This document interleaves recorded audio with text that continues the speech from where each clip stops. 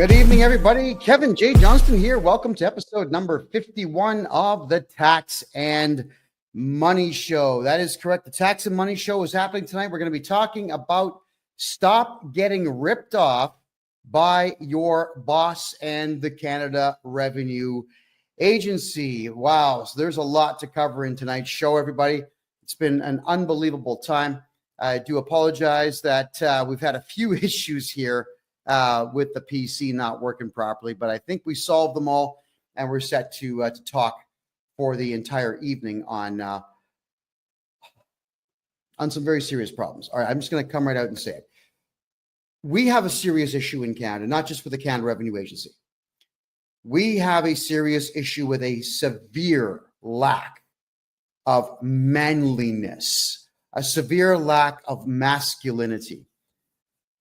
I'm gonna tell a story. All right, this has been going on for the last little bit now with a client of mine, and this client of mine is guy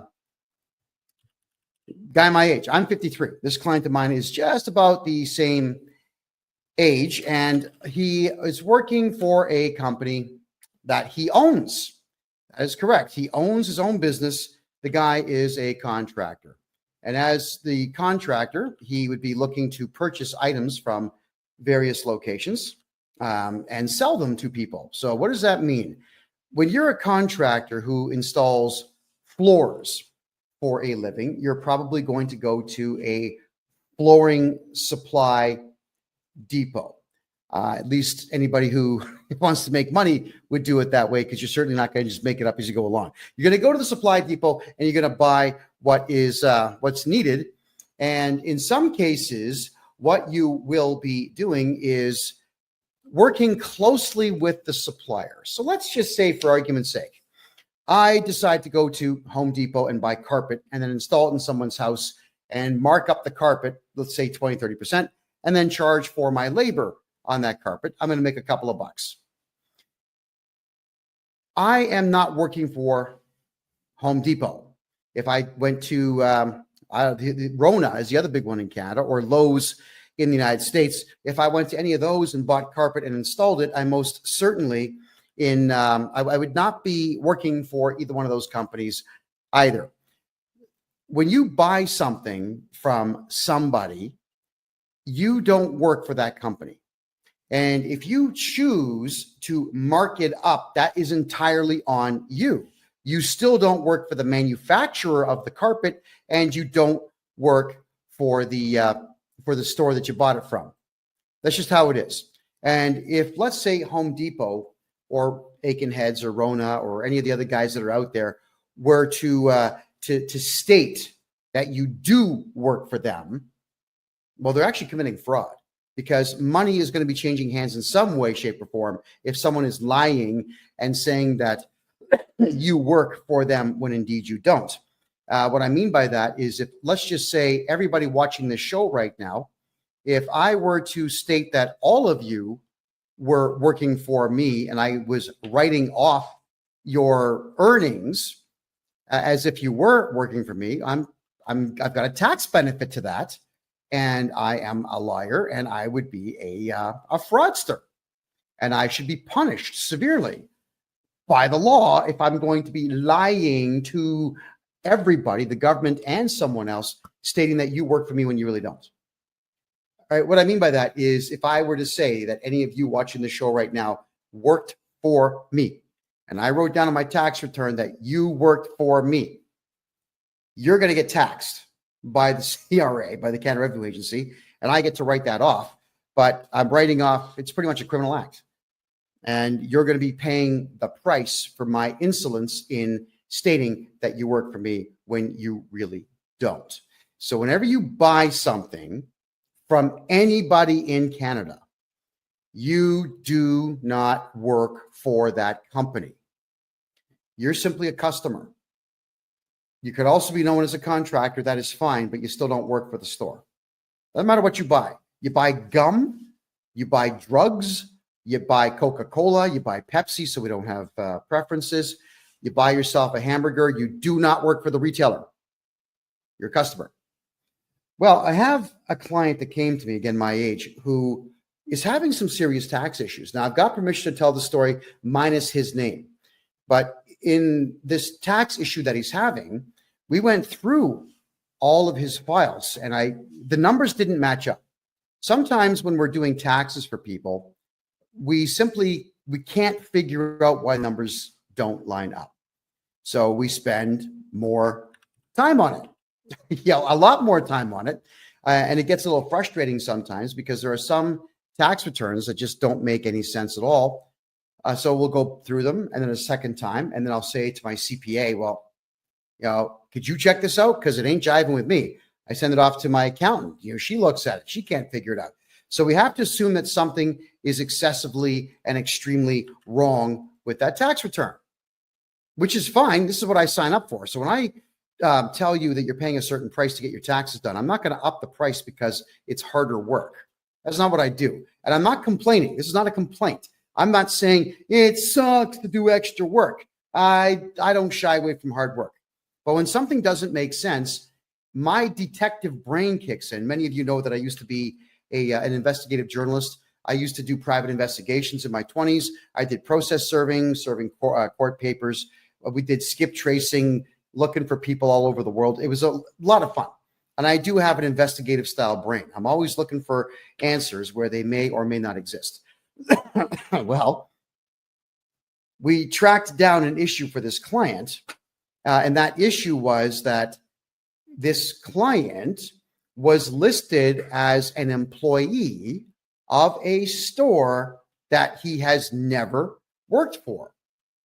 And they had put down what are called a T4A. Now in Canada, not the United States, we're talking Canada now, when you are employed by somebody, at the end of the year, they're going to give you a T4 slip, which says, we are X company and John Smith works for us and John Smith made this and we deducted this much tax from John Smith and all the things that go with it. So that T4 slip is your employer snitching on you to the Canada Revenue Agency about how much money you have made. And when they do that, well, when you snitch on yourself, the only thing that the CRA is going to do is find some way to screw you and take your money. That's what they do. That's what these people, they're evil as hell. That's what they do. All right, let's go back to it now. The client in question has, for the last 8 years, gone to a place called Ritchie's, Ritchie. And for those who are watching here, I'm going to show you an image of it. This is the Ritchie's logo. They're out on the East Coast. They're in New Brunswick. And Ritchie's is a flooring supplier. That's what they do. They supply flooring. They have a lot of products in there. They're kind of like a Canadian Tire or who else would they be like? No, that's pretty much it. They would be like a Canadian Tire. For our American friends, a Canadian Tire is a place they usually have a mechanic shop and they have a whole bunch of mid-range, mid-grade stuff for sale. Sports gear, camping gear, stuff for your home and whatnot. It's all pretty mid-range. Well, that's what Ritchie's is. They've got a lot of mid-range stuff and they have some higher end stuff. This is another version of it here. And here's a couple of the clowns that run this place. My understanding of this Ritchie's store is with them functioning in first off, they're in St. John, New Brunswick on Rothsay Avenue. They're also in Moncton, New Brunswick on Plaza Avenue, and they're in Dartmouth, Nova Scotia. They got 3 locations. We're talking about the Moncton, New Brunswick store right now.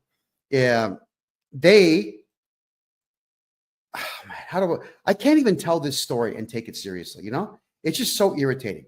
So what happened is they got audited 15 years ago. I'm going to back the story up a little bit here. They get audited 15 years ago, and it scared the hell out of them. Strange how this group of millionaires, a couple of brothers, the Ritchie brothers, a couple of brothers who are multimillionaires are afraid of one little old auditor. And this auditor goes through their store and, like a bitch, these guys did everything this auditor told them to do. Show me your records, show me your books, show me your cash, show me your client list, show me your supplier list, show me everything. Everything I want to see, show me. And they did. And they ended up paying a lot of money because they were stupid, didn't get a lawyer. Now, they should have lawyered up for that. They didn't kick the guy out of their store. They didn't have a security guard there to say, buddy, you got to go. They didn't make any phone calls of any kind to anybody. They just completely cooperated with this auditor. Now, here was the problem with what this auditor had done. The auditor told them, oh, you've got guys, contractors that come here and buy stuff from you. And do you sometimes get these contractors to do work for your store? They said, yes. And then the auditor asked if these contractors work independently. Like, do they actually register corporations or register companies and just buy supplies from you and then go out and do the job? They said, yes. Now, the auditor lied at this point. The auditor says, well, if you have any contractors that are buying supplies, you need to put them down on what is called a T4A slip, which in Canada is the same as a T4. And it says that you make commission. So it's your earnings. It's you snitching on yourself, saying that you make commissions. Please tax me on these commissions. But the problem is this CRA auditor told the store to lie and commit fraud so that the Canada Revenue Agency could make more money. So for the last 15 years, this Ritchie's floor supply plate, cowards, absolute cowards, have been putting T4A slips out on all of their customers. Yeah. So if you're a customer of this Ritchie's place in Moncton, New Brunswick, they literally are listing you down as an employee of them on commission sales. So if you ever wonder why, as a purchaser of goods from this Ritchie's chain, why your tax bill is so high, it's because they're lying. It's because they're actually telling the Canada Revenue Agency that you work for them. So I wanted to do my clients' taxes, and I realized, here's something that has to happen. Is I'm going to put forward a series of legal documents when I do this tax return for the guy, stating that there is no T4A. It is completely fraudulent, and we have to file a police report, which I will.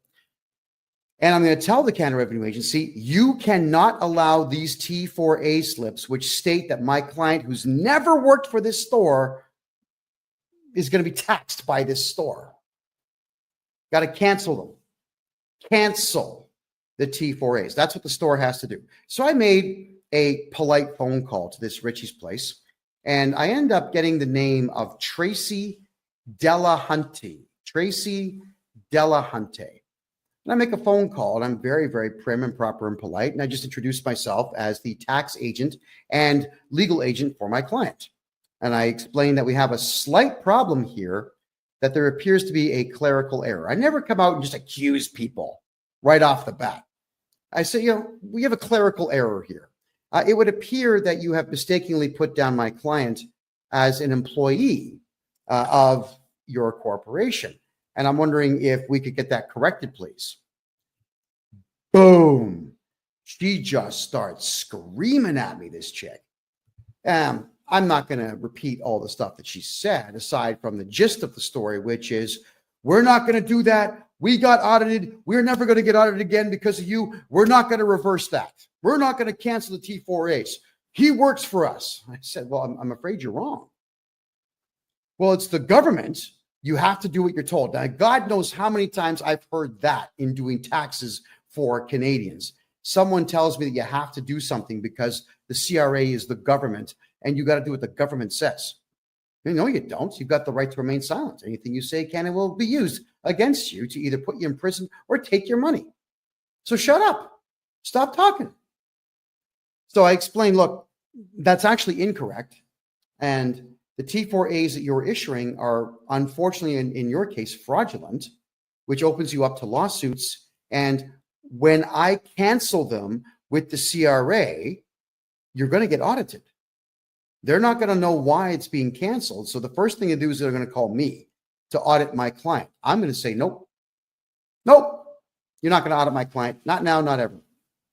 So then they'll go to the store and they'll audit you and you've already cooperated with them before, you believe that you have to, so you're going to go through another audit. And when you've got a store that's equally as big as most Home Depots out there, the auditors will take their time.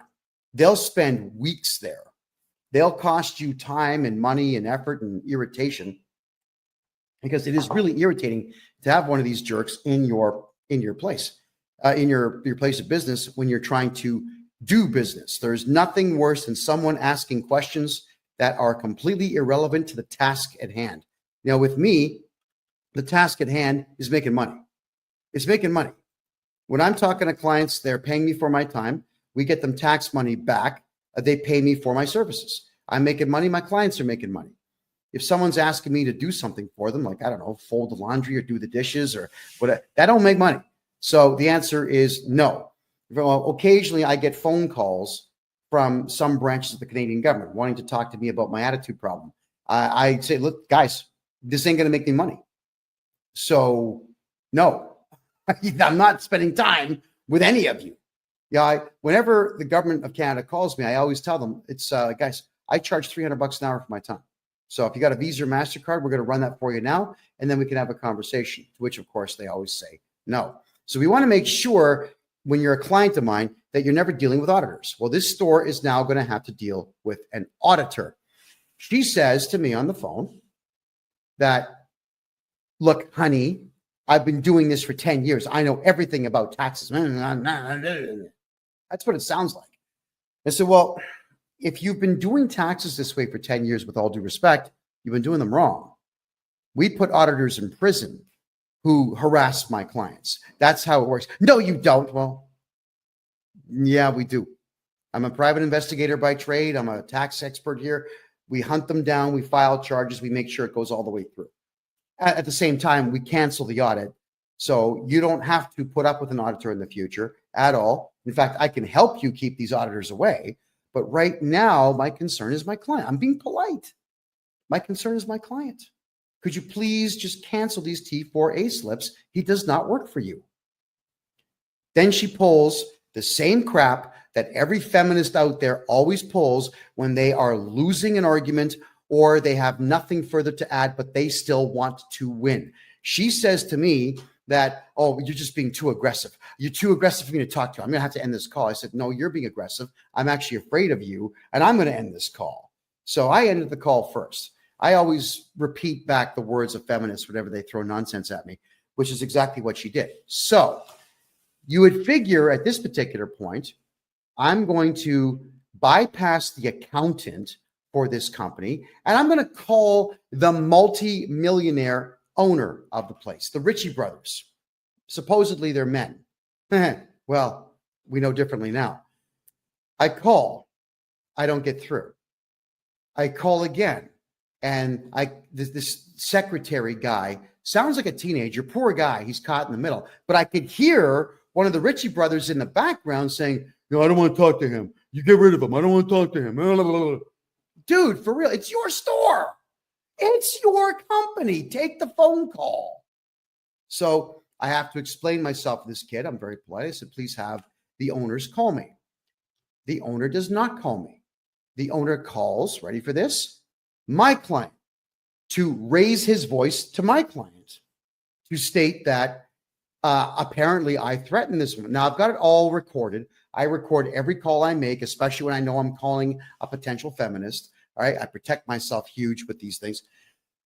And said that I threatened her and so on, and that I'm never to call their place again and so on. My client even said, look, don't call me. Kevin's my representative. Call him. But please, if you could, cancel the T4s. They won't do it. They won't do it. So I call back. And as I'm calling back, I'm getting the same runaround. So these millionaire supposed men, and let me put them on the screen for everybody to see. There we go again. These supposed men won't take a phone call from a guy on a phone. Now, it's not like I can shoot them through the phone. It's not like I'm going to stick my hand through the phone and wring their necks. It's just not how it works. All you got to do is just take a phone call and say, hey, hi, what's the beef? How can I help you? How can we help not cause any trouble for ourselves? let's figure this out. That's what men do. But we don't have men in Canada anymore. So instead, they get their lawyer to send me an email. Thinking, all right, so fine. The lawyer sends me an email and there's nothing in the email. Thinking, okay, I've got to say something here. So I write the following letter. Now, none of this is meant to be offensive to anybody. This is education. When all of you are getting screwed over by your employers doing foolish things like this, I'm showing you the process that I go through. So here's the letter, everybody. Urgent legal notice, action required to prevent a CRA audit to Adam Ritchie and Trevor Ritchie, the two millionaire supposed men running this company. Dear Adam and Trevor, my name is KevinJJohnston. I act as the legal agent and tax strategist for none of your business. I have been retained to oversee and resolve matters relating to my client's taxation and legal affairs. Upon reviewing my client's personal portfolio and taxation history, we are prepared to complete his tax filings within 2 days of resolving the current obstruction posed by T4 slips erroneously issued by your corporation. Polite, right? On January 27, 2025, I contacted Tracy Delhunty to request clarification on the existence of these T4A slips, which are obstructing my client's ability to file his personal taxes. During this conversation, Tracy volunteered unnecessary and inappropriate details regarding the inner workings of your corporation, which she did. Why is she telling me what's going on there? It's weird. Including past audits and fears of future audits, which she stated influenced her decision-making. She also incorrectly asserted that T4A cancellations were not permissible, demonstrating a fundamental misunderstanding of both bookkeeping and Canadian tax law. True story. Tracy further stated verbatim that it's the government and you have to do what they say. Now, if you've got someone like that working for you, fire them. They're useless. Suggesting a gross misrepresentation of the role and authority of the Canada Revenue Agency. For clarity, I will outline the relevant legal facts regarding the CRA. 1, the CRA is not a police force and has no criminal investigative authority. The CRA, 2, the CRA operates as a collection agency at arm's length from the federal government. 3, all decisions by the CRA are appealable in federal tax court, which has no authority to issue monetary penalties. 4, the CRA cannot access bank accounts, medical records, or private information without written consent. 5, CRA audits can be refused and auditors have no authority once you issue a no trespassing notice to them. Individuals and corporations have the legal right to remain silent, and auditors who violate your no trespass notice can be charged criminally and sued for tort harassment. Does anybody see anything wrong with this letter so far? To continue it, by issuing T4A slips to my client, your corporation has falsely classified him as an employee when he is in fact a sole proprietor operating under his own federal and provincial tax numbers. There is no employment agreement, record of employment, or contractual relationship between my client and your corporation that would support the issuance of a T4A tax slip. This action constitutes a fraudulent misrepresentation of my client's status and creates legal and financial complications for him. To resolve this matter amicably, I propose. All right. This letter has gone to Ritchie's Flooring in Moncton, New Brunswick, for those who are curious about that. So the immediate cancellation of the T4A slips, your corporation must cancel the T4 slips issued to my client and provide a letter on company letterhead acknowledging that the issuance was a clerical error. No big deal. This letter will be submitted alongside my client's tax return to the CRA to rectify the situation. This corrective action is legal, straightforward, and cost-free. It's free. It doesn't cost anything to fix a tax clerical error in Canada. All right? Nothing. Alternative resolution. If you choose not to cooperate, I will proceed to revoke the T4A slips on behalf of my client by submitting the necessary documentation and legal arguments to the CRA. This action will include notifying the CRA of the fraudulent classification, which will result in an audit of your corporation. Should this occur, I will provide full testimony supported by evidence to ensure that my client's legal rights are upheld. Because you got to remember, I don't care about Richie's. They're not my client. I care about my client, the nice man that pays me to do this. Let me be clear. This is not a threat, but a statement of my client's legal rights and my professional responsibilities. Additionally, I must state that Tracy's behavior has been unprofessional and unbecoming of someone in her position. If my client decides to pursue legal action for tort fraud, I have already committed to representing him pro bono, which means free. And I will represent him free of charge, because this Tracy woman, she really got my back up. I mean, most of the time, the average person has no capacity to get on my nerves.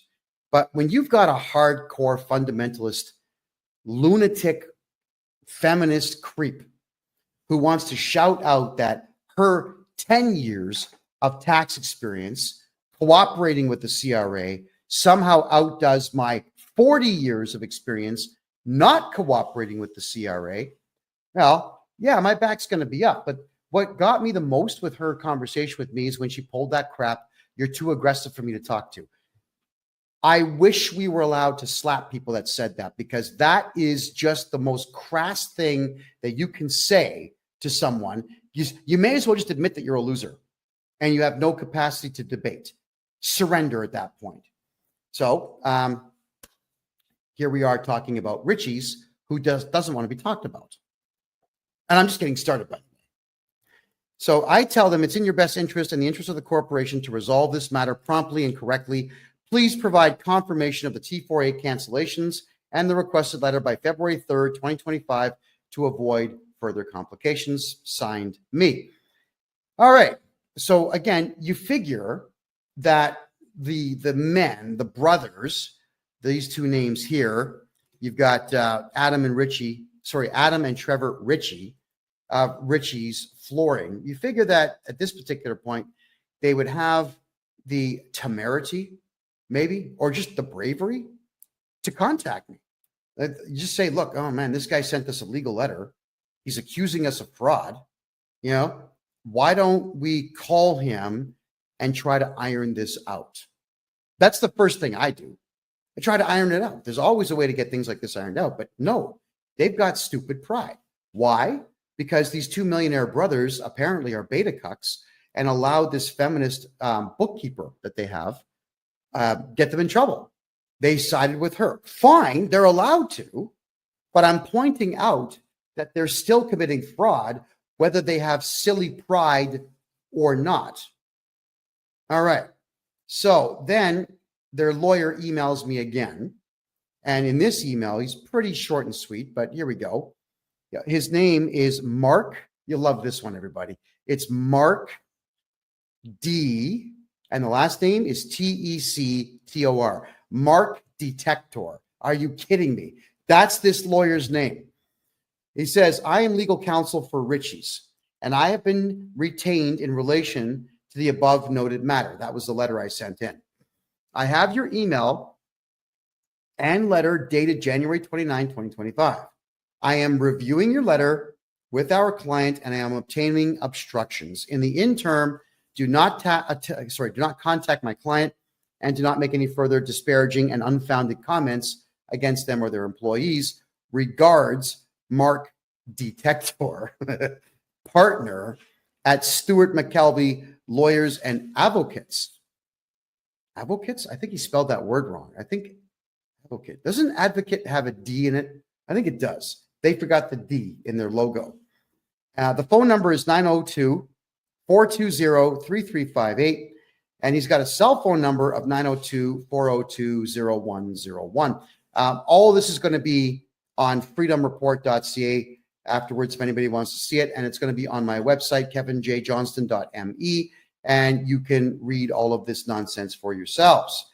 So the lawyer, he does the right thing. He represents his client, and he's telling me that he's representing his client. He's telling me not to contact the client. Now, that is actually proper procedure. When you hire a lawyer or a representative or an agent, the agent is the one who speaks on your behalf. No big deal. That's okay. But to tell me not to make disparaging comments. Are you kidding me? If there's a beta cuck coward fraudster out there, you're all going to know about it. I'm not going to lighten my language and say, yes, we have a couple of males out there who may have made an inadvertent mistake, and they may have pride from old world, and that's impeding their capacity to make the correct decision, and we should forgive them. No, absolutely not. They are beta cuck coward fraudsters who have allowed a fraudster to run their accounting department, and they are defrauding dozens upon dozens upon dozens of hardworking contractors who are just customers. All right. So my reply, dear Mark, I wasn't going to put Mark Detector on this letter. Thank you for your letter acknowledging my legal demand. To clarify, I have no interest in engaging in discussions with your clients. My sole request has been explicitly outlined in my previous correspondence, and I expect it to be addressed accordingly. Right? There you go. Regarding any statements I have made, whether private or public, I am fully prepared to enter into a non-disclosure agreement, which is called an NDA, with your client, prohibiting me from making any future public statements about them from the date of signature forward, contingent upon their full compliance with my lawful and reasonable request. I trust this matter will be handled expediently. My name. Okay, nothing to argue with there. So what I'm saying here is that you have a couple of beta cuck fraudsters running this store, interfering with the tax return capacity of me, and literally lying to the Canada Revenue Agency about people who work for you that don't. And I'm going to tell the world about it. But had the lawyer read this letter and told his clients, hey, you know what? This big mouth, this big mouth from Canada that never shuts his big mouth, who's on the front page of every newspaper in Canada, will shut his big mouth, everybody, if you just cancel the T4As. I mean, if I was the lawyer, I would tell him, look, don't be a friggin' idiot. Just cancel the T4s and we'll draft the NDA and shut this guy up. That's fair, right? Well, not in Canada. You see, Canadians are not as smart as Americans when it comes to this whole NDA thing. Canadians have stupid pride. They get their backs up over nothing. And they always say, no, I'm not going to do anything he wants. Okay, fine. So I'm going to tell the whole world how much your company and you suck. That's my right. And I'm also doing it as a warning to all of you out there to pay attention to what your employers and your suppliers are doing, because it can really affect you negatively. So he comes back with this really short letter. Mark Detector tells me, we have now had an opportunity to review this matter with our client. The claims in your letter are without merit. Well, which claims? The claim that your client sucks, or the fact that the Canada Revenue Agency has no power whatsoever to force somebody to break the law? I mean, which one is wrong according to you and your client? So telling me that something is baseless, that it bothers me, not because I'm getting my back up. Lawyers are losers. Almost all of them are losers in Canada. They're not smart enough to get my back up. But the point is, this lawyer should have made a proper presentation to his client and explained it. He didn't. He comes back with this really short, terse, ridiculous nonsense. And now my client still doesn't have an answer. Again, it's my client. I care about my client. I do not care about this Richie's flooring supply shop run by beta cucks. So I had to send him a letter. I send him another one. Now, it's a bit of a lengthier letter, but it was necessary to send this because I must do everything I can for my client before we involve auditors of the CRA to penalize his supplier. Good morning. To the lawyer, Mark Detector. Good morning. I'm not entirely sure if you're actually doing your job or just taking money from your client. However, since everything I say has merit and your client is openly refusing to undo the fraudulent reporting that they have done, I will go ahead and trigger an audit against Richie's with the CRA, which is what I'm going to do. It is exactly what I'm going to do. Now, you've never heard me say that I'm going to cooperate with the CRA in any way. I'm going to cooperate with the CRA on this one.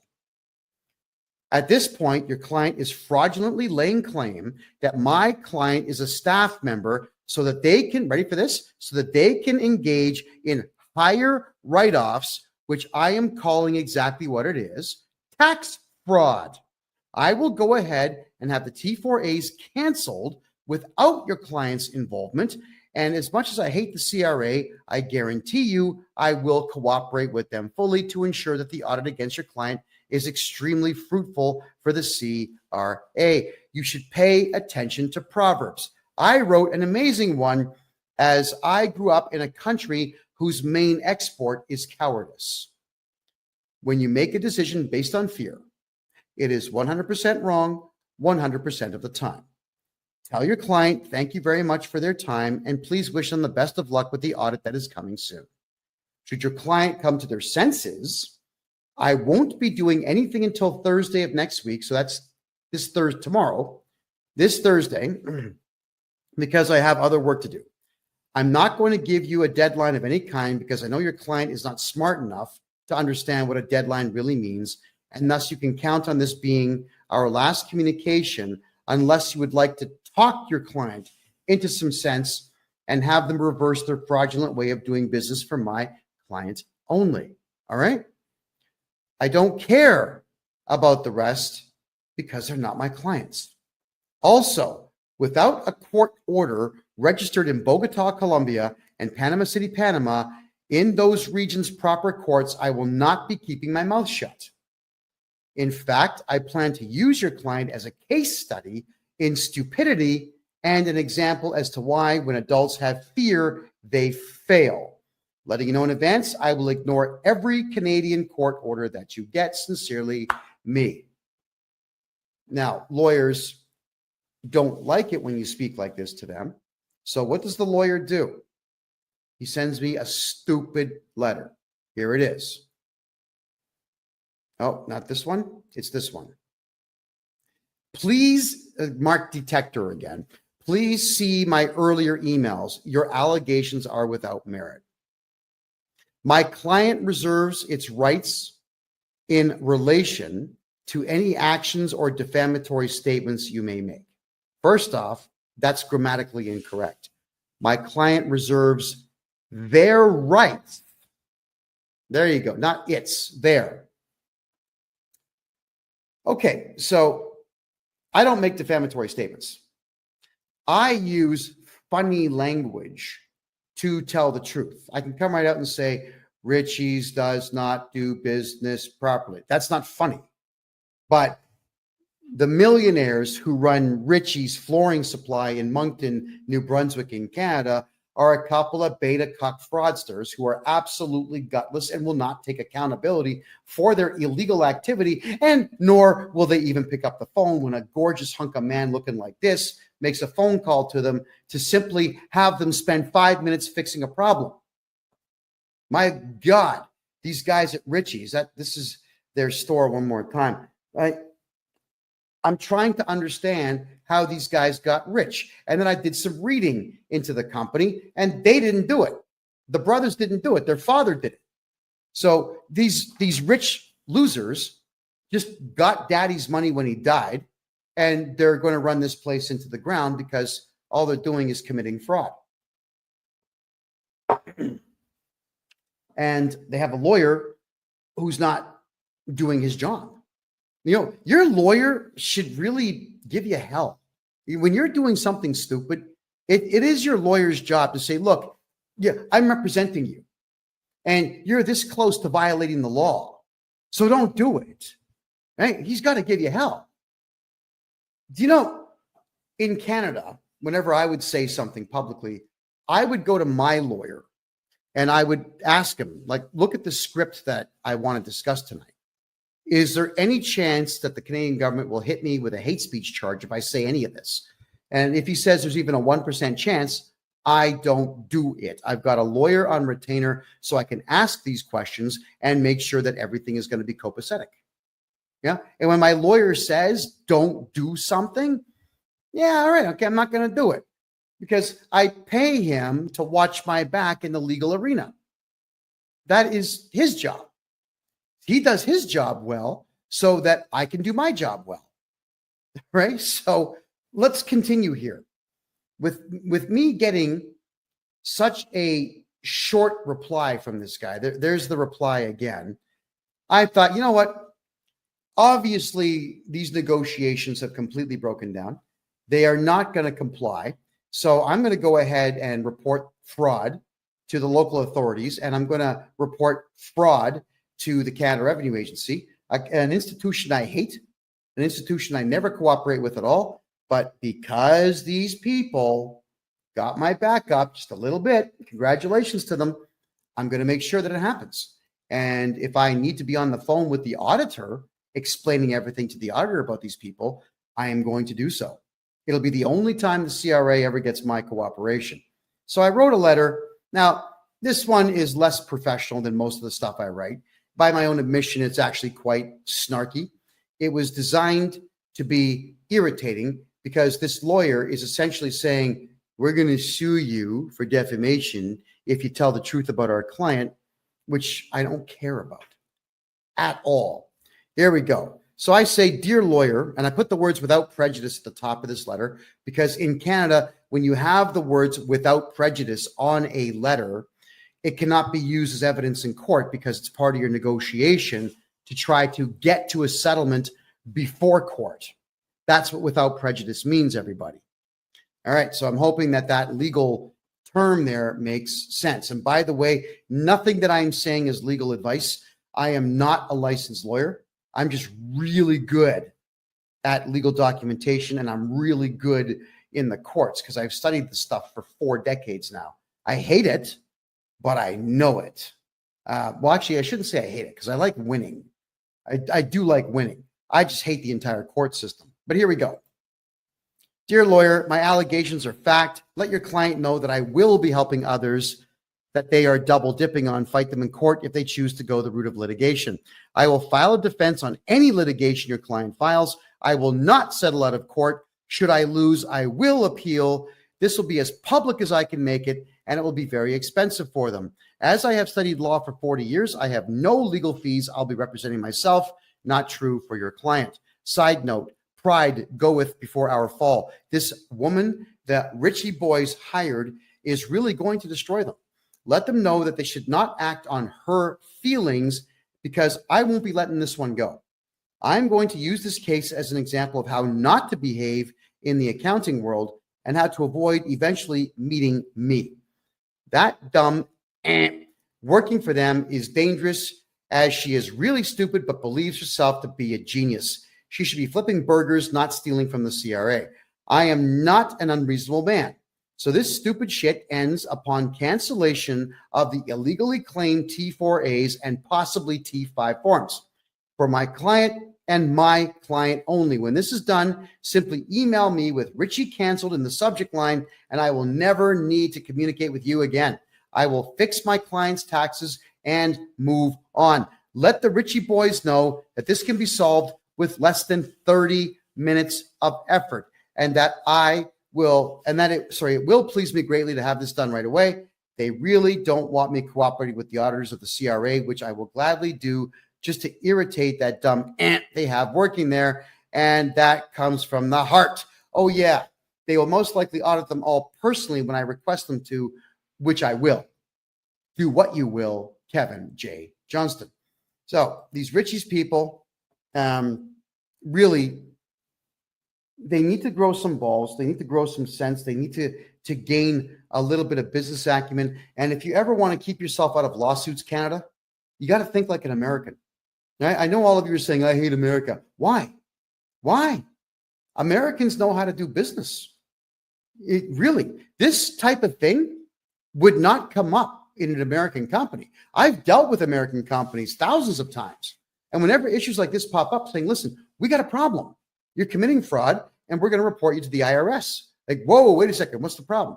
They will actually try to work with you. In Canada, everyone just gets offended, especially feminists. And this is the stupid stuff they do. So the lawyer did not reply. And I'm a little disappointed in that, but yeah, whatever. We did my client's tax returns as if he did not have a T4A form ever filed for him. And I am declaring in an affidavit, using all the legal knowledge that I have, to tell the Canada Revenue Agency that this stupid store, Richie's Flooring, is committing tax fraud. Now, here's the fraud, all right? Let's go back to the beginning of this story, where they got audited 15 years ago, and the auditor told them, if someone is buying supplies from you and they're a contractor, put them on a T4A. So the auditor told this store to break the law, and the store that did not get any legal advice has decided to break the law for 15 straight years by committing tax fraud times God knows how many people buy their supplies. Think about that. If I tell you to shoot somebody in the head and you do it, you go for murder 1, possibly murder 2. I go for solicitation of a crime and possibly accessory and possibly murder 2 as well. Don't think for a second that because someone else tells you to commit a crime that you're going to be absolved of it just by saying, I don't know. He told me to do it. Do you think really that's a defense in court? You're out of your friggin' mind if you think you're going to get away with using that as your defense.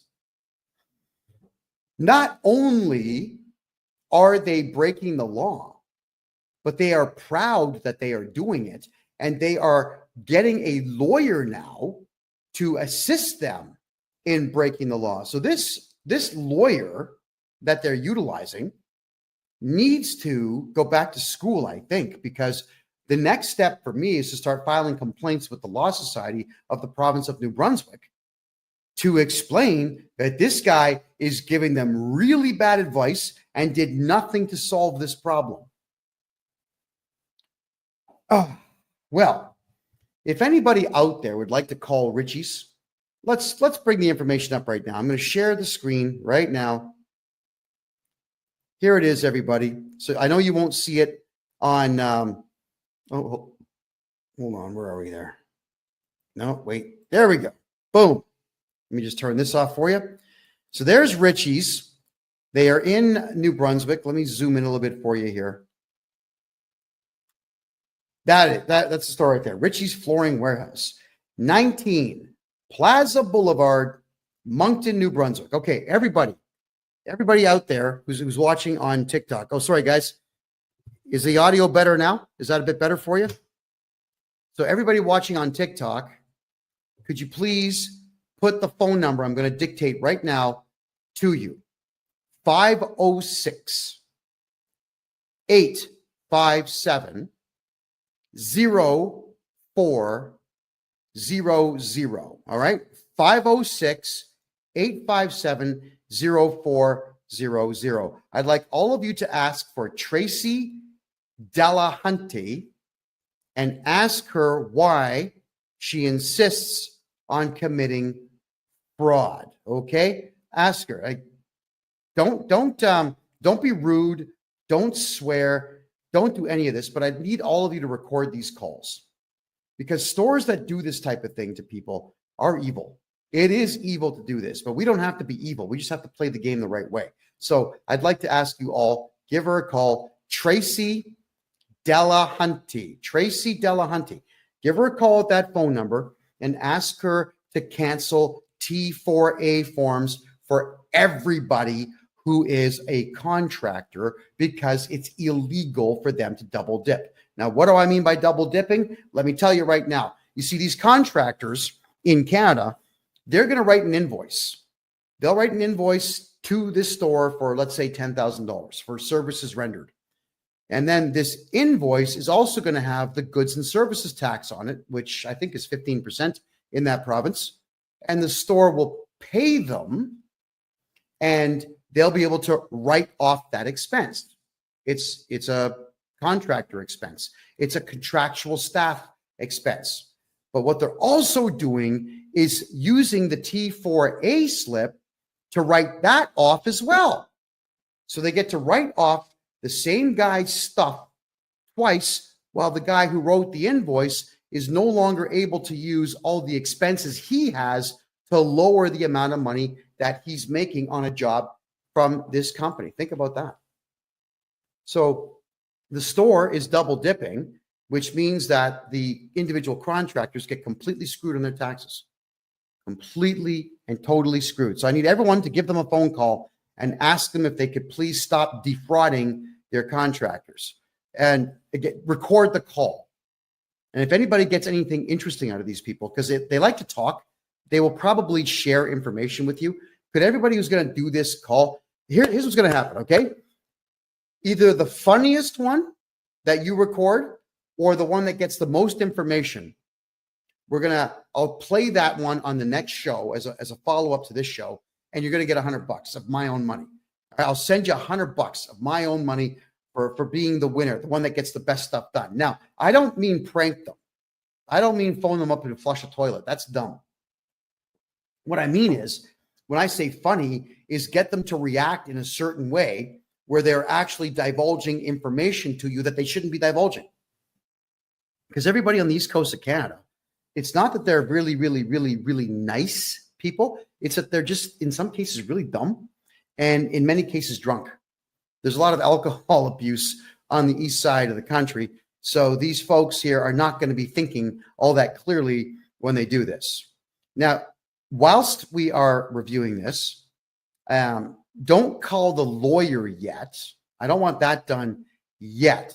But if this lawyer is going to be extremely unreasonable, I will deputize everybody here next week and then have you call this lawyer and record those calls.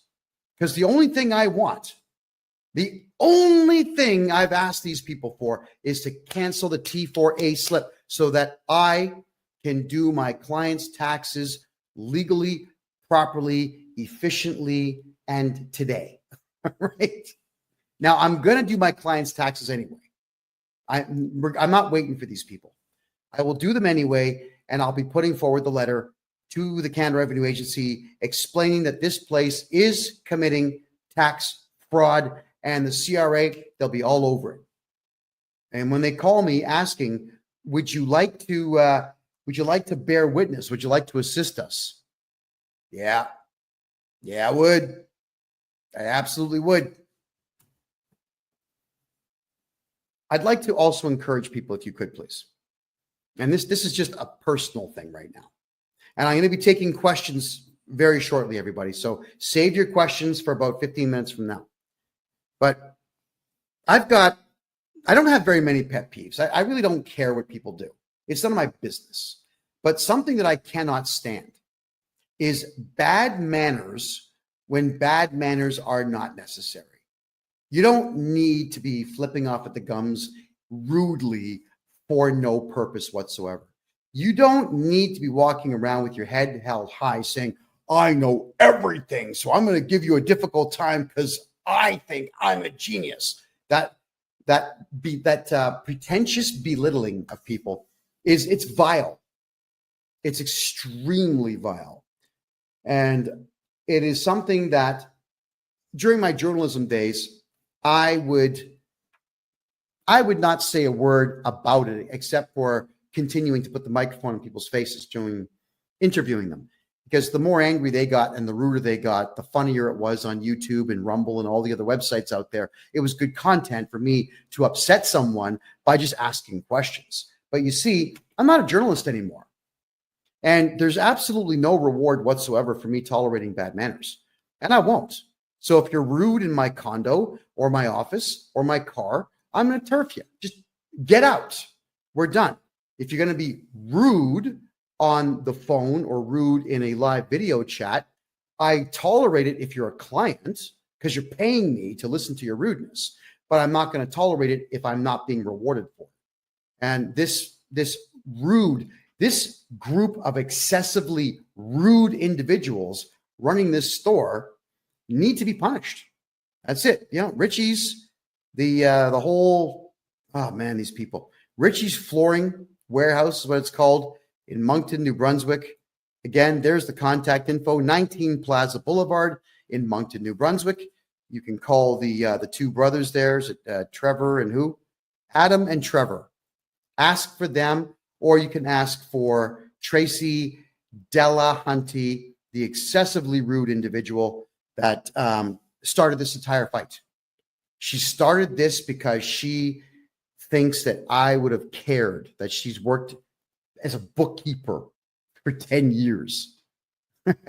I've studied tax law for 40 years, and I'm the first one to say I know more than most, but I don't know everything. And anybody who says they know everything is an arrogant jerk, and just dust them, get them out of your life. Now, I'm going to, I know on TikTok and over here on Kick, you're not going to see this, but I'm going to explain it to you while I'm doing it. I'm going to share another screen now. And this here is me showing you just how easy it is for this store to have complied with me in the first place. Like, they're about to cost themselves a lot of money on this. Wow. Okay. This is someone called Lone Wolf. It's a tax community that they discuss a lot of things, tax and money. And I come to this one not necessarily as a resource, but I come in here a lot just to see what updates that they make, because these guys tend to aggregate everything from around the web. So T4 slips in Canada is what we get at the end of the year from our employers. The T4 slip will say how much money we've made.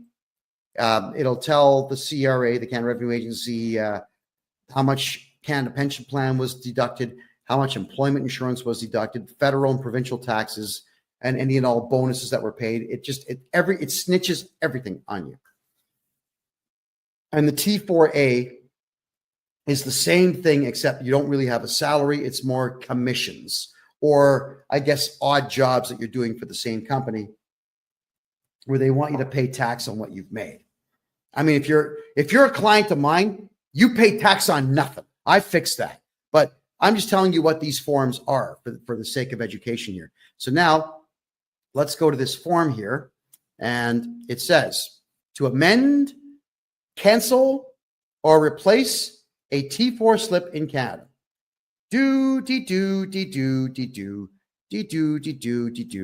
Cancel a T4. Detailed steps. I click on it. So if you're preparing a T4 and you have any tax software at all that interfaces directly with the Canada Revenue Agency, you go to the top right corner where it says amend. You can click on the original, amended, or you can cancel it. You use this mouse and you cancel it. That's it. And then look at that, everyone.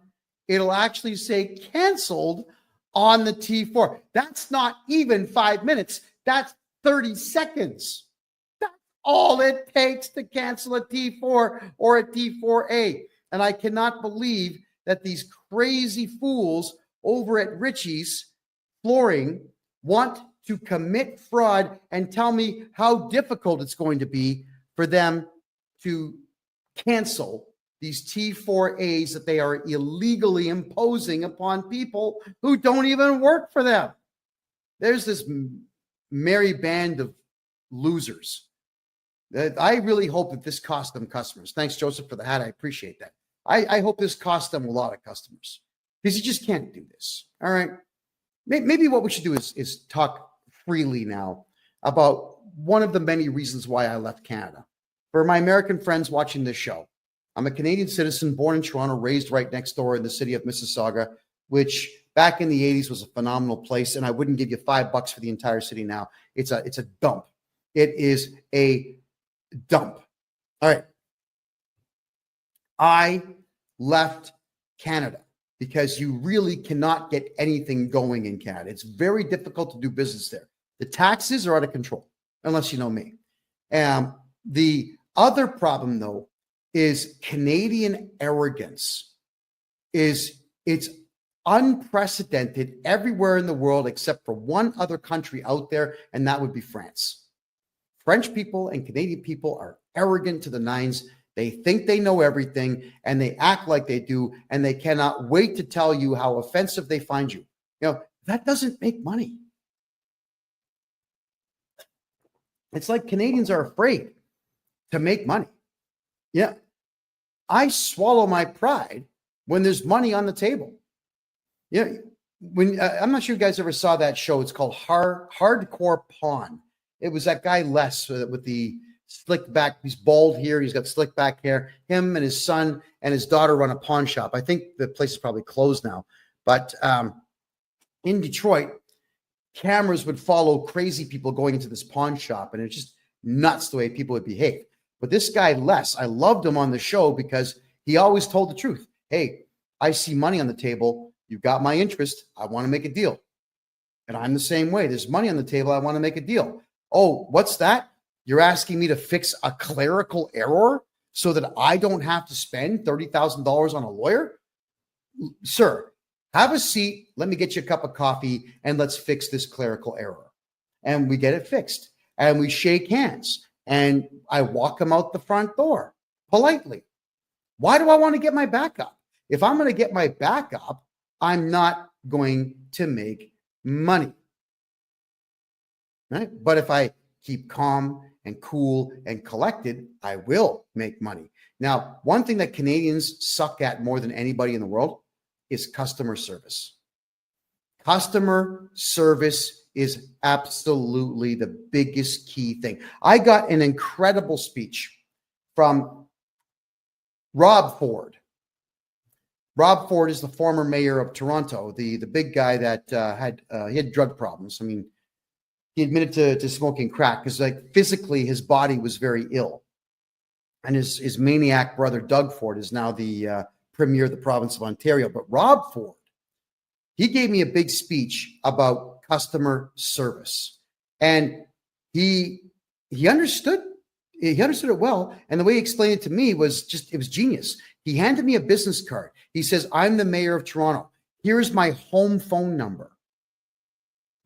Okay, thank you. People would call him wanting to get something done.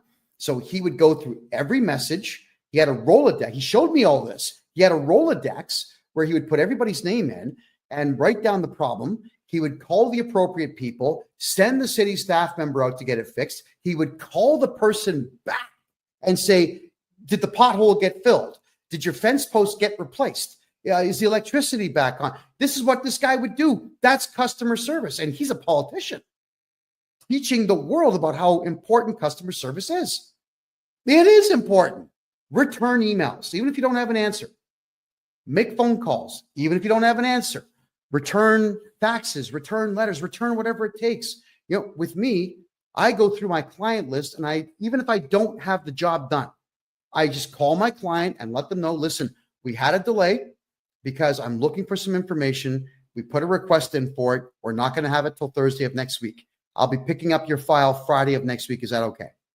Just people want to know that everything's going to be okay. And if you are a good customer service person who actually cares about their customers, you're going to do just fine. Serve that shit out of your clients. Serve the hell out of them, because if you don't serve your customers, someone else will. The Americans get into business to make money. They are there. They're pounding the pavement. They want to make cash. With Americans, it's a complete revolution of goods. Get the goods in the store, get the goods on the shelf, put the sale price on, get them out the door, make the money, replace everything tomorrow. Canadians are, and the boxes are here. I'll do it tomorrow. Some customers in the store right now. But that's the way Canadians are. And when you're like that, you're going to lose. Just like this Richie's place is losing. And I'm going to make sure that they lose a lot, because that feminist stunt that was pulled on me, that really got inside. I don't dig that one bit. You're too aggressive for me to talk to you. Don't ever say that to me. That is the wrongest thing to say when we are in the middle of exchanging information, and all I'm asking for is for you to do one thing that's free, that will alleviate you of stress and me of stress. Just freaking do it. Don't argue with me. Because here I am telling the whole world how horrible this Richie's flooring place really is. And I'm using them as an example for all Canadians out there to understand that you cannot let people like this walk all over you. You can't. So contractors, if you're a contractor in Canada and you do any contract work at all, nobody legally can give you a T4 slip or a T4A slip saying that you work for them when you do not work for them. So if you need to, you sue them. Sue them.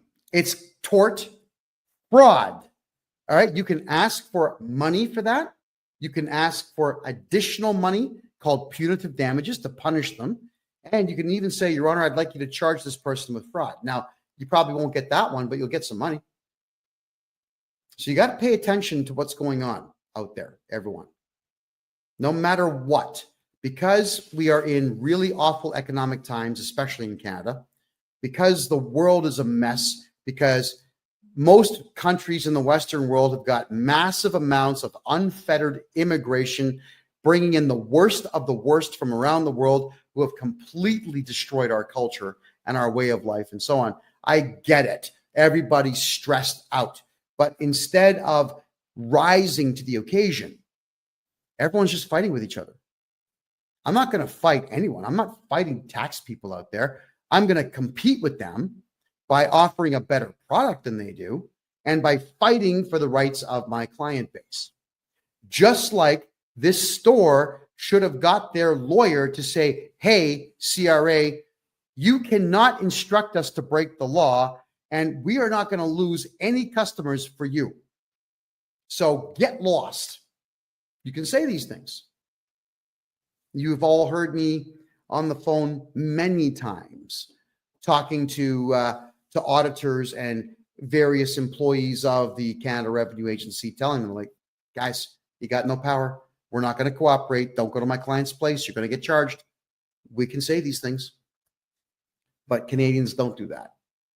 Everybody in Canada would rather live in fear than just do that one little bit of work to make sure that you're not going to be screwed over. And that is to scrutinize everything and then call the perpetrator out who's harming you.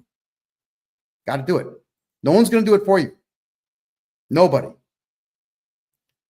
Okay, so let's have a quick peek here at some of your questions now, everyone, because I know there's some questions here. Canada has such potential but bad leadership. That's absolutely correct. But Canada also has a bad attitude.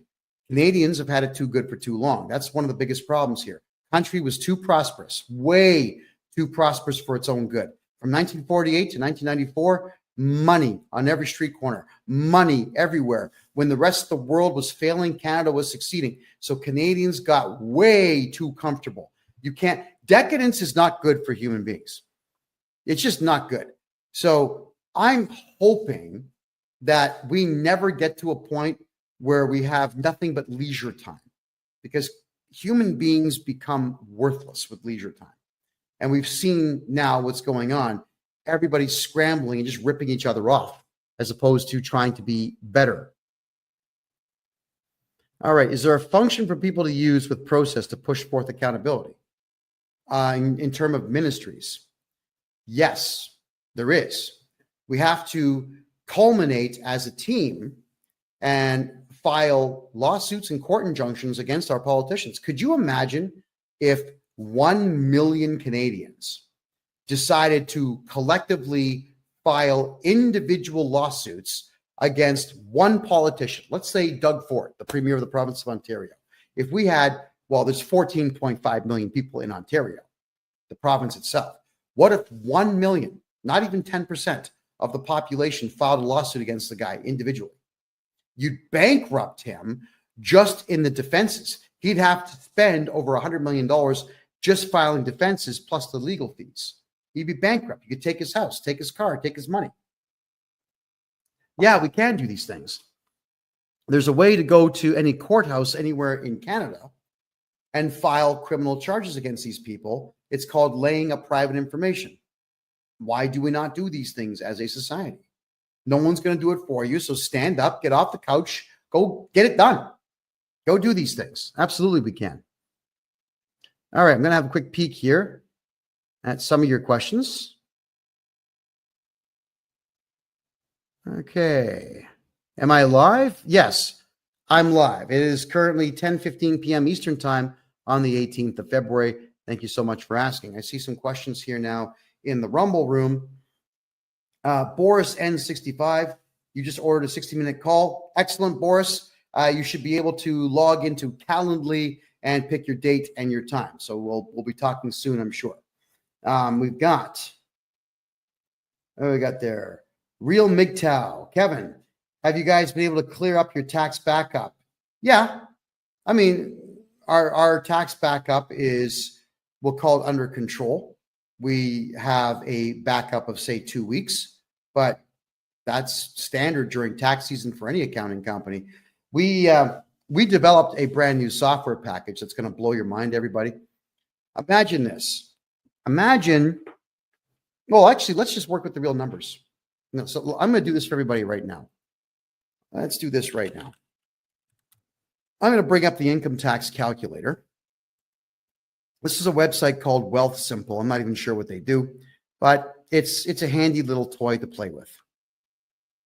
All right. I know that you're not going to see it on TikTok or on Kick, but I will state what it is that I'm doing here. So let's turn this off. If you have a look here in the province of Ontario, if you make $100,000 a year, the federal tax is $14,000. The provincial tax is $6,986. Canada Pension Plan and EI, which is employment insurance, ends up being $5,105. So on 100K, you're losing $26,136. Now, what bothers me about this is when a corporation is filing taxes, what they've got to do is they have to take the CPP, the Canada Pension Plan, and the employment insurance, and they have to match that. That's right. So for every employee that you have making 100K, you have to match the Canada Pension Plan 100%, and you have to match the employment insurance by 140%. Wow. So the rough number, if you look at it right now, the rough number is going to be about $5,800 per person per year that you have to spend for nothing. It's infuriating is what it is, because the Canada Pension Plan is going to be empty by 2032. And EI, I don't know if any of you have ever tried to get employment insurance, but I can assure you, you're not getting it. So why are you paying into it? Oh, yeah, so that third world invaders can get money for free to the tune of $5,000 a month. No, thank you. Not interested. So what we do now is we've got a payroll company in place, and the payroll company, we charge no fee for this. And I mean no fee whatsoever. We're going to do your payroll for you. So let's say your pay cycle is absolutely every week. On Wednesday, what you'll do is you'll jump on our website and you'll put in, like, you'll have drop-down boxes, John Smith, Steve, Richard, Paul, all these people in there. You put down what they made. It'll work out the CPP. It'll work out the EI. It'll work out the provincial and the federal tax. And it will tell you how much to pay us so that we can pay your staff member. All right? But you don't pay the matching on the CPP and the EI. You don't give it to us. We will pay your staff what they are owed, and then we will issue T4 and T4A statements at the end of the year to your staff member. And here's the other cool part. Your staff no longer work for you in this business model. They work for my company. So if you've got to fire somebody, I'm actually renting this person back to you for $1 per year. You can say, hey, Kev, or how about this one? Kevy, baby, looking good today. Listen, that guy, John Smith, that is currently on payroll, get rid of him. We want him fired. Okay, good. I make a phone call. John, listen, I hate being the bearer of bad tidings, but you got to go. You've been fired, and here's your severance pay. Here's your final paycheck. Thank you very much for your service, and good luck to you in the future. And this way, they cannot go to the labor board about you or you or you. They have to go to the labor board against me. And I can assure you, especially in the provinces of Alberta and Ontario, They don't want to deal with me because I drive them mental. I make phone call after phone call after phone call. We make offers, we make deals, I retract them, I make them again. I say stuff that doesn't make any sense. I'll send them in some cases. I'll go to deepseek.ai and I'll ask it to create a nonsensical email to do with my big toe up to 1 million words in length, please. And it'll do it. So I copy this 1 million word story about my big toe, which I'm sure is really not that interesting to read, and I'll copy and paste that in there. Now, and then I'll do it a second time. And then I'll ask DeepSeek to maybe change the story a bit and send them that. I hate the labor boards. So you want someone like me watching out for you, not breaking the law in any way, making sure that the law cannot be used against you because all the onus is on me. Laura Lee's asking, how do I pay you for a consultation? Head over to my website, KevinJJohnston.com. That is my name, Kevin J. Johnston, which is JOHNSTON.com. KevinJJohnston.com. You can grab a consultation there. As soon as you get past the initial screen, you'll go straight to Calendly, where you can pick your date and your time. And let's get rocking here. Let's fix your tax problems. All right, let's have a look at your other questions here. All righty.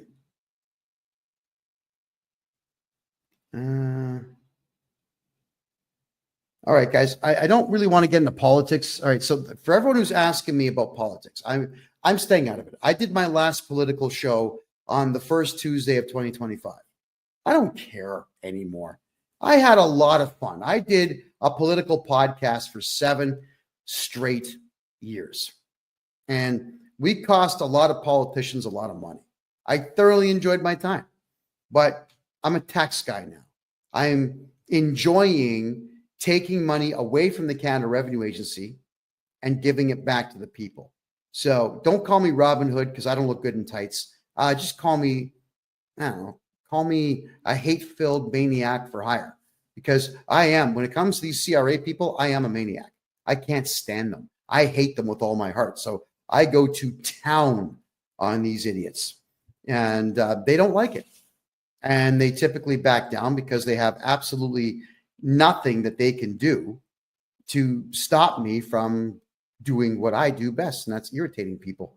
And my mother always used to tell me, son, you could irritate Jesus. Now, and when I said thank you with a big smile on my face, that was not the response she thought she was going to get. But that is a compliment, and it is extremely true.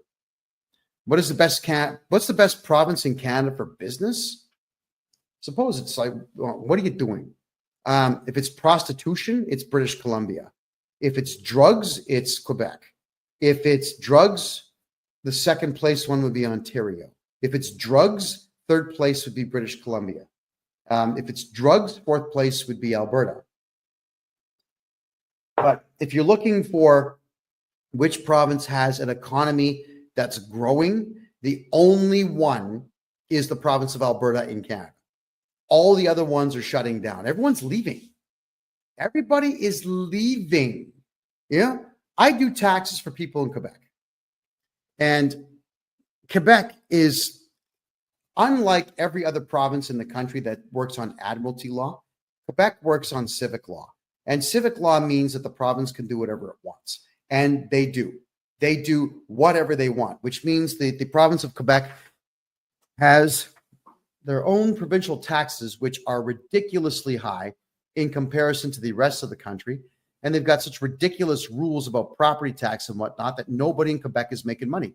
So everyone's leaving. They're all going to Alberta.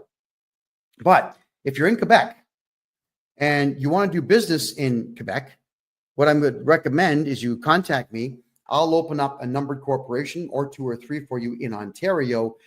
You can still do business in Quebec, but just make sure that all your invoicing goes through the Ontario corporation. You don't want the province of Quebec being involved in your business. Filing a provincial tax return in Quebec is really stupid because they will not leave you alone. Not ever. They are ridiculous individuals. Am I still active in opening offshore accounts in Panama to protect people's money? Si, oui, Absolutely.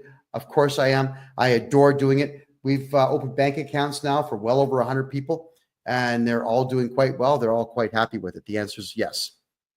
All right.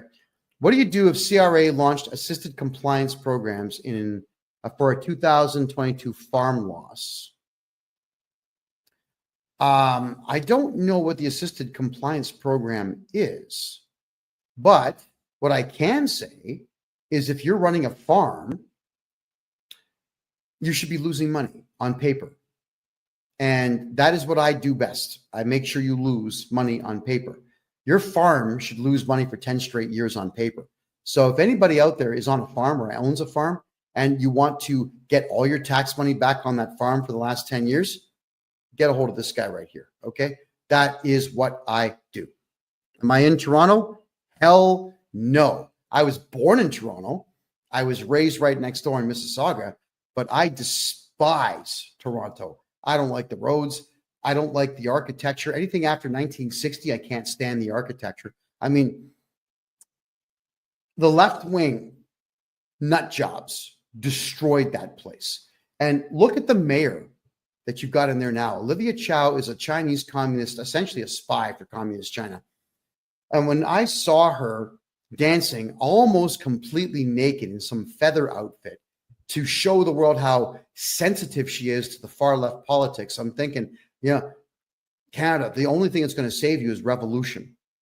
A violent overthrow of your government is the only thing that'll save it. When you've got that type of trash in charge of the biggest city in the country. And when I say biggest, I mean biggest by a lot. It is more than double the size of Montreal, which is the next biggest city. Double the size. You can't have trash like that being the face of your city. But Canadians, you voted for her, and you're not throwing her out. So for me, the odds of me stepping foot inside of the city of Toronto again are zero. Zero. Unless, I know it's a joke, but I'm kind of partially serious. Unless some Kazakhstani terrorists showed up and said, hey, we got this nuclear weapon here. Here's the key. The battery still works. Would you like it? I say, well, sure. Just make sure that you can ship it to Front Street in Toronto, right? Beautiful. And I would clack it. I'd set the timer for 3 hours. I'd leave town. I know exactly what hill I would go to watch the mushroom cloud go up and just smile. I don't even smoke, but I'd crack out a stogie and I would just watch. I hate Toronto. I loved it as a kid. It was an incredible place in the 80s, even up to the early 90s. Now, it's just a dump. It is a dump. It doesn't matter that it's got big screen TVs everywhere. What does that matter? All it's doing is selling you stuff that you don't need. It's not like there's jobs in Toronto. It's not like it's a place you invest and make money. The condo market is completely dead in that place. Nobody can afford housing, and the taxes are the highest in the country by a lot when it comes to anything to do with the home. Food prices are 5 times the price they were in 1988 in Toronto. Why would you want to be there? You know, Panama City, I'm in Panama City, the capital of Panama. The subway system here is better than Toronto, faster than Toronto, cleaner than Toronto, and it's only 35 cents to jump on the train. 35 cents a ride. Tap your credit card, walk through the gate, get on the train. No violence, no strung out drug users sleeping there, no homeless sleeping in there, nobody picking on you, no one throwing things at you, nobody crapping in the corner. There's none of that nonsense here. You pull that stunt in Panama, the cops will work you over. You know what I love about the cops here is that they actually are really pleasant people until you screw up. And if you screw up deliberately and they identify you as deliberately committing a crime, they break out the old tonfas, you know, the billy club with the L shape, they'll crack you one. So don't be a criminal here. And I think Panamanians have got the message that it's not wise to be a crook here. And as a result, everywhere I go is safe. So Toronto, be damned. Not interested. All right. That's a good point, sweet guy. You're saying capital gains are 66%. That was actually not passed in the House of Commons. That was not passed in any legislature whatsoever, but the Canada Revenue Agency has chosen to do it anyway. Completely illegal. But if I'm your tax guy, there is no capital gains on anything that you do. I eliminate that capital gains garbage. It's gone. You got to get a hold of me. How do you save fees and taxes on the RRSP? I'm your tax guy. If I'm your tax guy, gone. I'm not going to tell you my secret because I'm the one that invented it, but it's legal. You want your RRSP taxes gone? Call me. What they're talking about there, folks, it's called the Registered Retirement Savings Plan. This was something that every TV network and radio station in the country before the internet was pushing on Canadians. I know because I fell for it too when I was a teenager, where they say, put some money into it every year, you get a tax break. And you can take all that money out when you retire. But what they didn't tell you was they'll tax it 48%. So you're just deferring taxes to your senior citizen years when you actually need the money the most. Yeah. And the other worst part of it is, everybody, is that the government tells you that it's for your own good. And that's the part that bothers me the most, is that they're taking 48% of your retirement savings plan from you and telling you this is for your own good. It's good for you that we're doing this. You're coming close to retirement age. You've worked 60 years to have nothing. And now we're going to take 48% of what you've made, and it's good for you. No, it's not good for you. And I will get you back 100% of all of your RRSP contributions, so long as it used to be just the last year. I can go back 3 years now and get those for you. So get a hold of me if you want that money back. Do I have an office in Toronto? Yes, actually I do. My criminal lawyer and my corporate lawyer are in Toronto. So if you need to drop something off at one of my offices there, let me know. But I don't come to Toronto. God, man, no. Oh, God, I hate that city. No, you won't see me there. You'll see me in places like Seattle, Calgary, Bogota, Panama City, Mexico City, Cancun.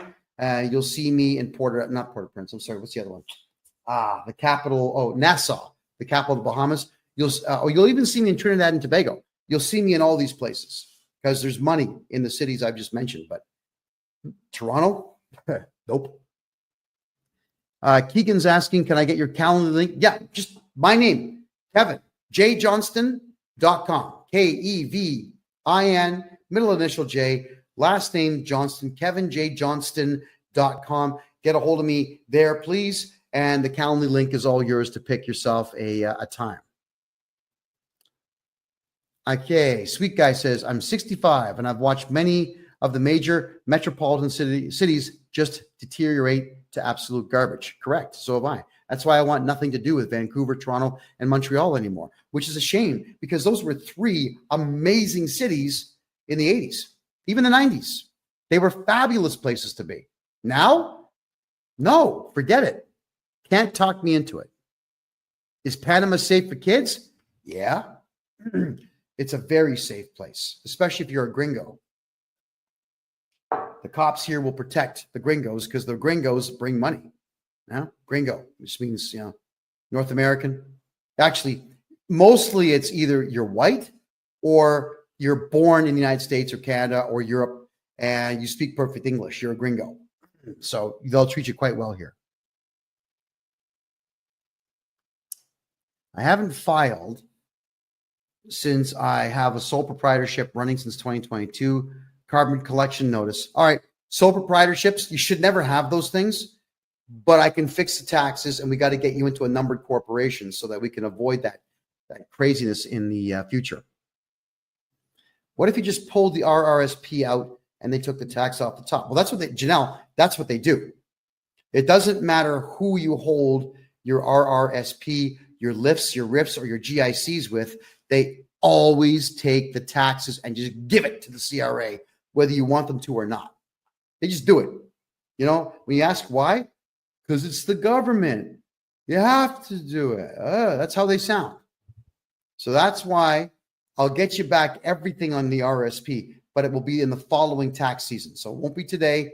It'll be in the following tax season. But if anybody here pulled out their RRSPs in the last 3 years and you want that money back, you get a hold of me. I'll get it all back for you. Every penny. If I cash in Bitcoin, do I have to pay capital gains on money I got by mining? Okay, Dale, the whole point of crypto is that nobody knows you have it. There is no way for the CRA to know how much money you have in the bank and how much crypto you have, how many gold bars or silver bars or platinum bars or palladium bars that you have, or even how many houses that you own until you shoot your mouth off and tell them. So, Dale, if you've got crypto and you're making money in the mining game or the staking game, shh, say nothing. It's your money. Don't give it to them. However, Dale, you can use a crypto loss as a capital loss and do a huge write-off on that. That's when you can talk about crypto. And if they say, well, where's the money now? I don't know. Some guy named Muhammad stole it, right? So talk to me about that sometime. What would my charges against the bank be called for? Giving all my money to the CRA? Theft, fraud, conspiracy. There's one more. Theft over 5,000 and fraud over 5,000. Those are big ones. So yes, and I'm going to be teaching all of this. I'm going to have a course on this a little bit later this, or in March, I'm sorry, about how to file criminal charges. How does my company work? Quite well. I don't understand the question. Could you please rephrase that? Okay, Keegan, if you're having an issue with the Calendly link, then I'd like you to immediately please go to the contact form on my website, the KevinJJohnston.me website. Just give me the invoice number. I'll take care of it. I'll get you the link right after the show. All right. So thank you, Keegan. I do appreciate that. Why is Trudeau still talking crap? Because he can, and because he knows that no Canadians are going to do anything about it. That's why. Okay, Keegan. Yeah, you definitely got to get a hold of me, Keegan. Please do that. In fact, everybody write this down for Keegan so he can email me. It's freedomreport.ca@gmail.com. Email me right now with all your contact info, Keegan, and your phone number. I'm going to call you right after the show. Are Panamanians nice to Canadian people? Yeah. Oh, yeah, they certainly are. I was having a good laugh today with a friend of mine. We had this gorgeous waitress today. We had chicken wings that were like this big. It was awesome. And I just said to her through the Google Translator, "You're gorgeous and I want to marry you." So she just types back saying, "Okay, but you got to get me a ring right now." So, I'm searching my pockets looking for a ring, and she's laughing, we're laughing the whole bit, and she's going to be cooking me dinner this coming Saturday. So, the ladies here are fabulous. People here talk to each other. People here have a good time. It is remarkable how easy it is just to strike up a conversation with somebody. Mostly through Translator. I've got these really wicked earbuds now that I stick in. I give them one, and it translates in real time. Yeah, it's like the Babel fish from the Bible. It's amazing. People in Panama are awesome, guys. You'd love it down here. I love it down here. Okay, Clap. If you're talking about the banks breaching fiduciary duties and breach of trust, that's not a crime. That's civil. You can sue them for that. So you certainly can do so. And you should. What should I do? The bank account has been frozen by the CRA for the last 3 months.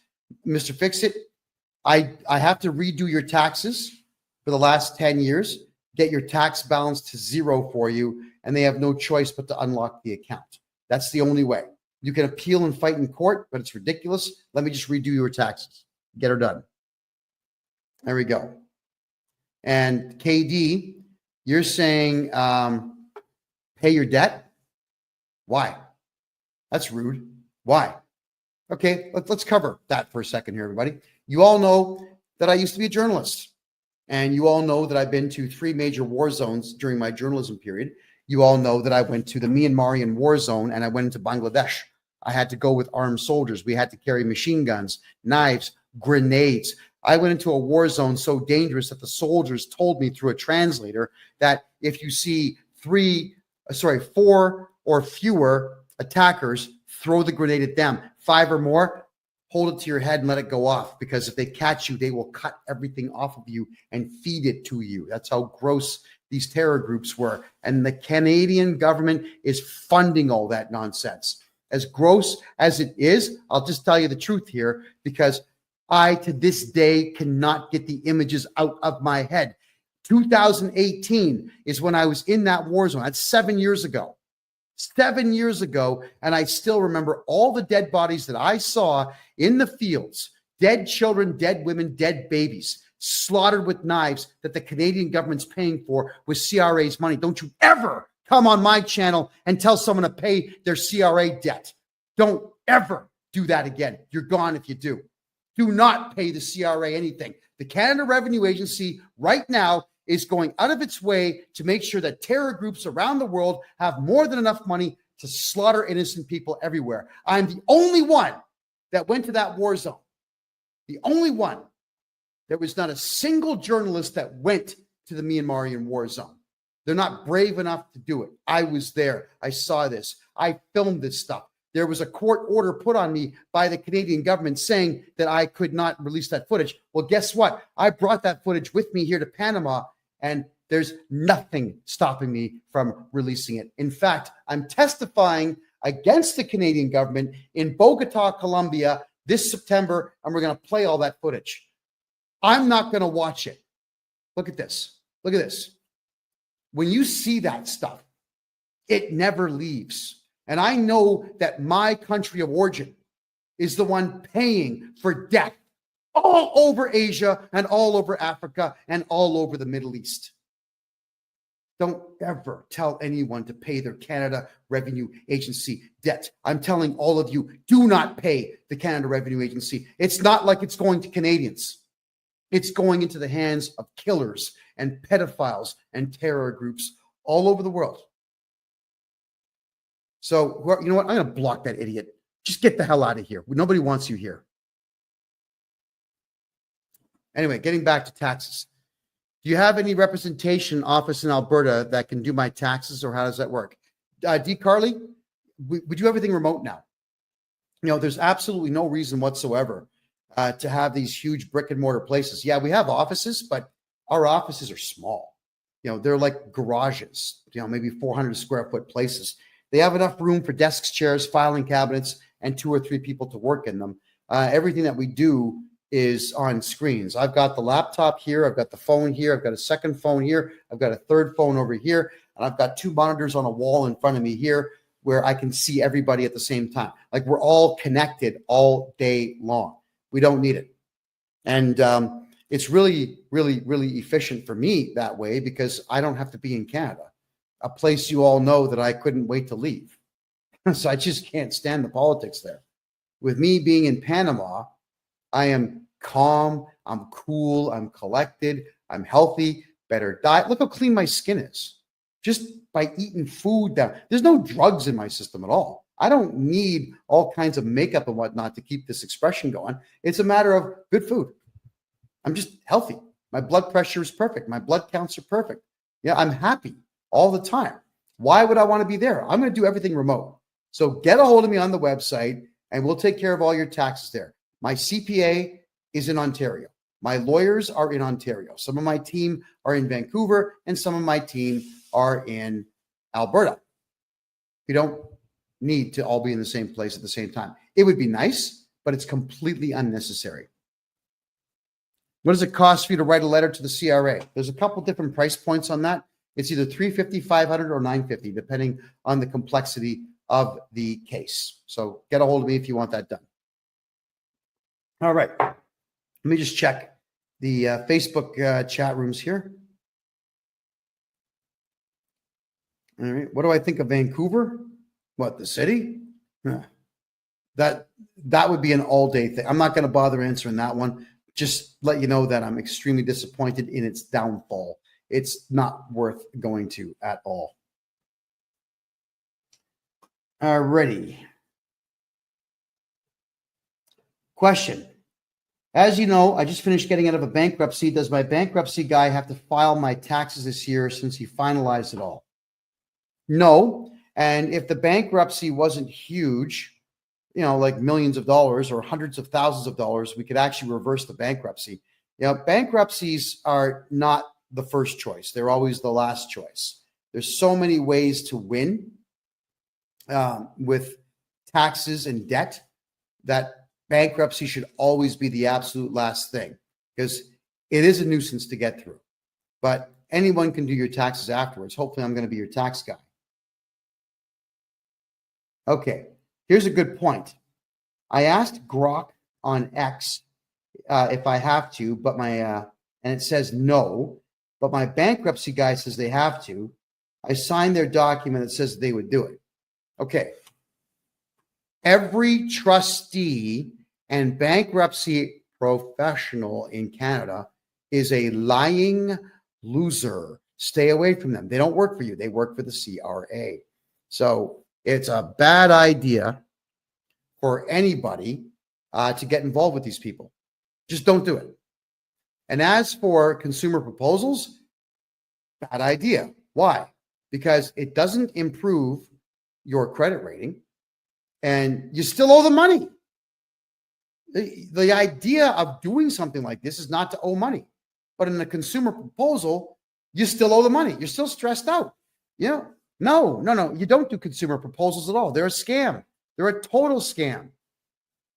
Absolutely total scam. What is the Smith maneuver? Something that doesn't work as well as you think it does. And that would be an extremely elongated thing to talk about here. It's not something that I can answer, even in the last 10 minutes that we have here. Do I do living trusts? Yes. Here's the way that we do it. On the low level here, you have numbered corporations. Corporation A owns your house, holding company. Corporation B has all your funding in it. Corporation C, cars and property. Corporation D, do business in that corporation. And all those corporations should be held under this one here, which is going to be your umbrella corporation. And then the umbrella corporation is owned by the family trust. So it has to filter down. And when you build a family trust, start with the corporations at the bottom, then move them into the umbrella corp. Then we move everything into the family trust. You can do it the opposite way, but it's a lot more work. There's far too much prep work to get that done. It's better to just do it piece by piece by piece. All right. What should you do besides a consumer proposal? Well, if it's taxes, hire me and I'll get your tax bill to zero. If it's credit cards, we can always negotiate a better price for them. Or if it's credit cards, knowing that you can't do prison time, and if you don't care about the credit card ever being useful again, you can simply just walk away from it if you like.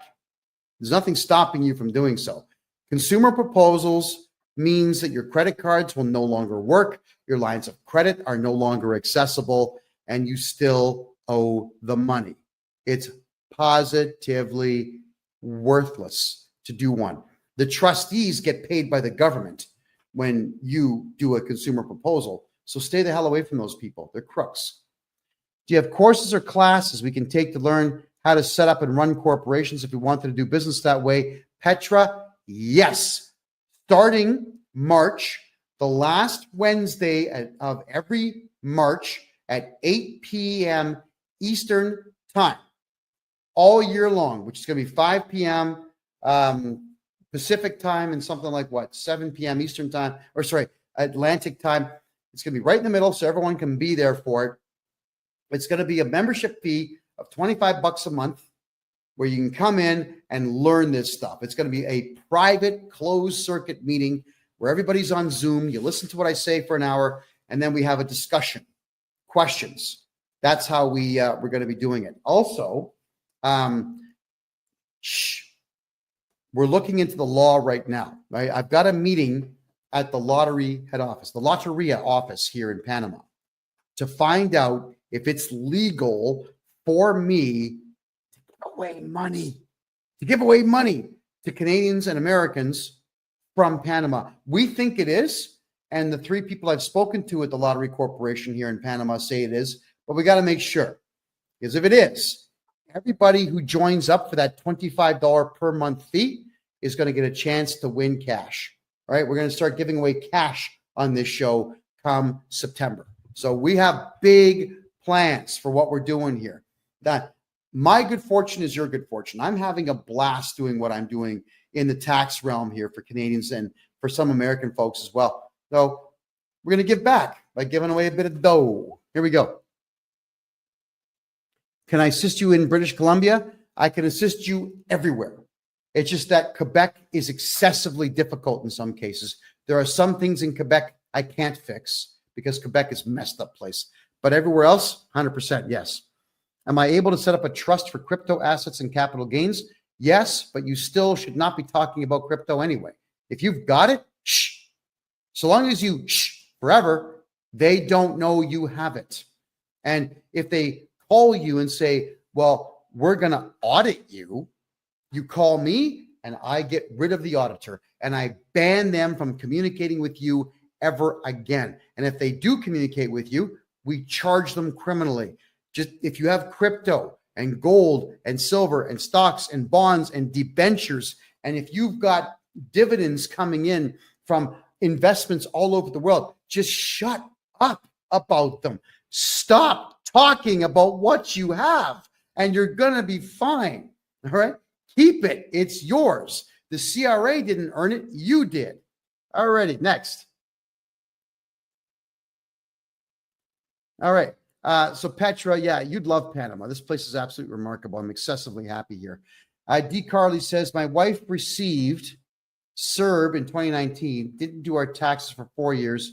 Now we've got huge penalties. Okay, D. Carly, I'll just redo your taxes for those 4 years. The reason that they put penalties on is because you didn't do your taxes, and they know that if they just guess and throw a big number at you, that's going to be your incentive to get your taxes done. So let me do your taxes and I'll get your tax bill to zero because that's what I do.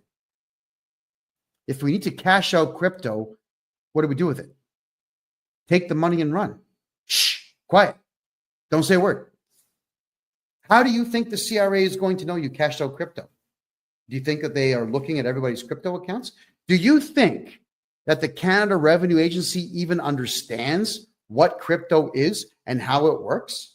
They're idiots. They hired 30,000 diversity, equity, and inclusion losers from crappy third world countries with intelligence quotients of less than 75. These people know nothing. Keep your crypto and keep quiet about it. Okay, just checking here. Thank you. How soon could you set up a consultation with me? Right now. Just go in and buy one right now. And Calendly will kick in and tell you what dates I've got available. My name, KevinJJohnston.com. There you go. Bobster, even if the exchanges tell the CRA about it, if I'm your tax guy, they're not going to do anything about it. Now, I know how to get rid of all this capital gains nonsense out there on crypto, houses, on gold, on even collector cars or modern art or whatever it is you're buying. If there's going to be a capital gain on there, I'm getting rid of it for you. The CRA can't stop me from doing what I'm doing because it's all legal what I do. All I'm doing is using their own rules to defeat them. And they don't like that because they throw all these clauses of the Excise Tax Act that they're relying on. So I throw back 3 times the number, all of them that suit me. You know, too bad. So sad. I need to hire you permanently for my personal taxes. How do I get in touch? Bobster, my personal website. Yeah, don't communicate with me on social media, please. I don't have time. But I've got a video that's just about to break 400,000 views on TikTok. And this video has something crazy like 950 comments on it. At least it did this morning when I checked it out. I haven't read a single comment. I don't even know what's there. I don't have time to go through social media. So hit me on my website, please, KevinJJohnston.me. That one's got the contact form for you, and you can simply communicate with me there. I'll get back to you as quickly as I possibly can. If I buy my house, am I going to have to pay capital gains? Not if I'm your tax guy. Absolutely not. There's no such thing as capital gains if this guy is your tax guy. Alrighty. Now we're down to our last 4 minutes here, everybody. So I'll take a couple of more quick questions here, and then we'll draw our conclusions for the night and part ways for another week. As always, this show is going to repeat itself on Thursday night. It will repeat itself live all the way through until the following Tuesday. So on Rumble, you can always watch the repeat of this show. It plays for four straight days after we're done.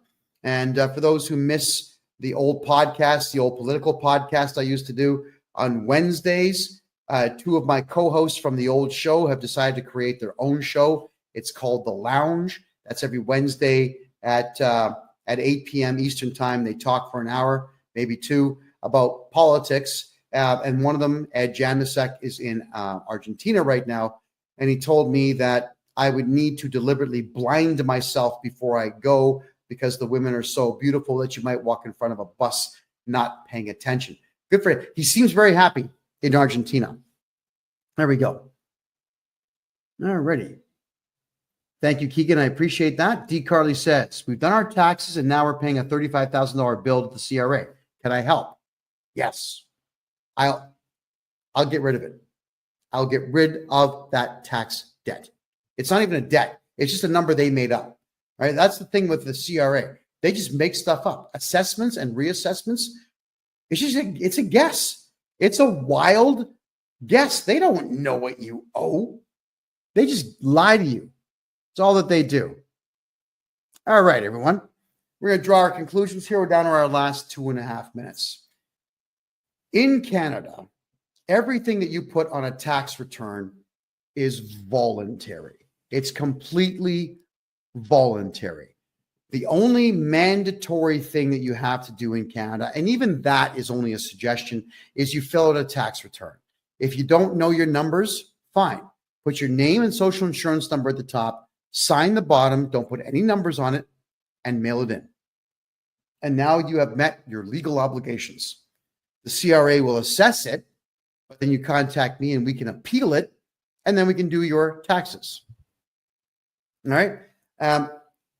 We want to make sure that each and every one of you knows your rights. And you've got the right to remain silent, so don't talk to the CRA. Have me become your tax guy and your legal agent so that I talk to them and not you, because they're always fishing for information. That's just how it works. The CRA knows nothing about you until you tell them. Because like I said earlier, they've got a bunch of morons working for them. They are not intelligent people at all. In fact, they all hate each other who work for the CRA because they've taken 100 different cultures and threw them all in the same offices and said, here you go, get along. Well, we know that doesn't work.